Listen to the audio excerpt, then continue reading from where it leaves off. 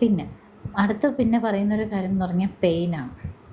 Pain വരിക എന്ന് പറഞ്ഞു കഴിഞ്ഞാൽ എന്താണ്, ഇപ്പോൾ നടുവേദനയുള്ള ആൾക്കാർക്ക് ഒരു കിഡ്നി സംബന്ധമായിട്ടൊരു വേദന വന്നു കഴിഞ്ഞാൽ തിരിച്ചറിയാൻ പറ്റുന്നില്ല. ഇത് രണ്ടും കൂടെ ഒന്നിച്ചായതുകൊണ്ട് അത് ഇതുകൊണ്ടാണോ അതുകൊണ്ടാണോ എന്നുള്ളത് മനസ്സിലാക്കാൻ പറ്റുന്നില്ല എന്ന് പൊതുവെ ഒരു പറയാറുണ്ട് പേഷ്യൻസ്. പക്ഷെ അതിൽ വരുന്നൊരു കാര്യം എന്ന് പറഞ്ഞു കഴിഞ്ഞാൽ ഈ നമുക്ക് എന്താണ് നടുവേദന വരുന്നത് ലോ ബാക്കിലും അല്ലെങ്കിൽ രണ്ട് വശത്തായിട്ടും അങ്ങനെയൊക്കെ തന്നെയാണ്. ഇപ്പം നമുക്ക് രണ്ട് വശത്തായിട്ട് തന്നെയാണ് കിഡ്നി ഇരിക്കുന്നത്. പക്ഷെ മെയിൻലി പെയിൻ വരുന്നതെന്ന് പറഞ്ഞു കഴിഞ്ഞാൽ നമുക്ക് ഫ്രണ്ടിൽ നമ്മുടെ റിബ് കേജ് എവിടെയാണോ, അതായത് നമ്മുടെ വാരിയൽ എവിടെയാണോ തീരുന്നത് അതുപോലെ തന്നെ ബാക്കിൽ വാരിയൽ തീരുന്നൊരു ഭാഗമുണ്ട്.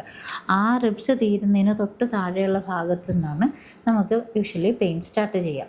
അങ്ങനെ സ്റ്റാർട്ട് ചെയ്യുന്ന പെയിൻ നമ്മളെ ശരീരത്തിൻ്റെ രണ്ട് സൈഡ്സിലൂടെ നമുക്ക് നമ്മളെ അബ്ഡമൻ, അതായത് വയറിൻ്റെ രണ്ട് വശങ്ങളിലേക്കായിട്ട് വന്ന് താഴേക്ക് വേദന പോകും. ഇങ്ങനെയാണ് കിഡ്നി സ്റ്റോണൊക്കെ വന്നിട്ടുള്ള ആൾക്കാർക്ക്, അല്ലെങ്കിൽ ഒരു യൂറിനറി ട്രാക്ട് ഇൻഫെക്ഷൻ എന്ന് വെച്ചാൽ മുകളിലേക്കൊക്കെ നല്ല രീതിയിൽ ഇൻഫെക്ഷൻ വന്നിട്ടുള്ള ആൾക്കാർക്ക് ഈ പെയിൻ കൃത്യമായിട്ട് അറിയുന്നുണ്ടാവും. വൺസ് ജീവിതത്തിൽ ഒരിക്കലെങ്കിലും എക്സ്പീരിയൻസ് ചെയ്തിട്ടുള്ള ആൾക്കാർക്ക് അത് മനസ്സിലാവും.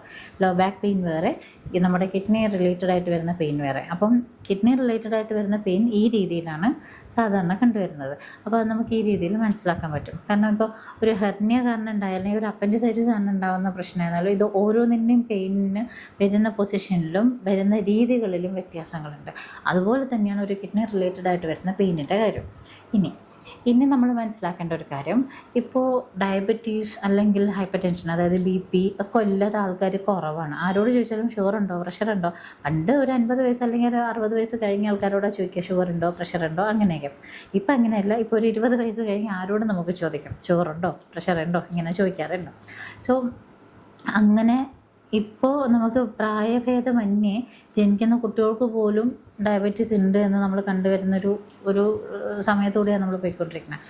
സോ അങ്ങനെ ഡയബറ്റീസ് ഉള്ള ഒരാൾക്ക് BP കൂടിയാൽ, അതായത് ഷുഗർ നല്ല രീതിയിലുള്ള ഒരാൾ, അല്ലെങ്കിൽ വർഷങ്ങളായിട്ട് ഷുഗർ പേഷ്യൻ്റായിട്ട് ജീവിക്കുന്ന ഒരാൾക്ക് BP കൂടെ വന്നാൽ, അല്ലെങ്കിൽ ഒരു എപ്പോഴും ഹൈ BP കാണിക്കുന്നു എന്നുള്ളൊരു സിറ്റുവേഷനുള്ള ഒരാളാണെങ്കിൽ അവർക്ക് ഉറപ്പായിട്ടും കിഡ്നി റിലേറ്റഡ് ഇഷ്യൂസ് വരാം. നല്ലൊരു ശതമാനവും കിഡ്നി റിലേറ്റഡ് ഇഷ്യൂസ് വരാൻ ചാൻസസ് ഉണ്ട്.